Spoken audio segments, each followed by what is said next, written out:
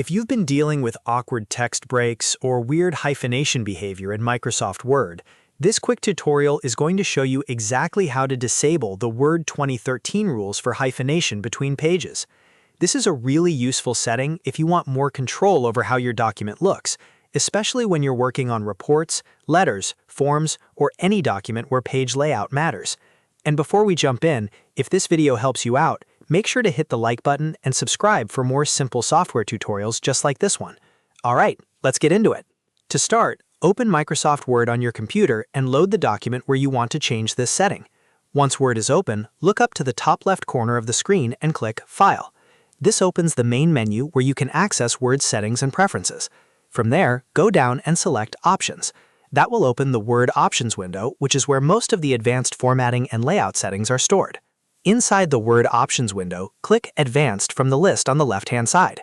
This section contains a wide range of options for editing, display, and document layout. Now scroll down carefully until you reach the section called Layout Options.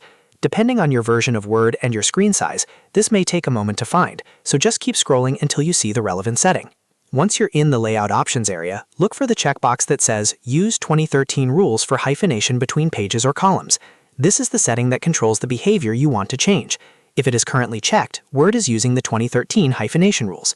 To disable it, simply click the checkbox so that it becomes unchecked. After that, click OK at the bottom of the Word Options window to save your changes. Word will now apply the updated layout behavior, and the new settings should take effect in your document. If you don't notice the change immediately, it may help to scroll through the document or recheck the formatting after saving.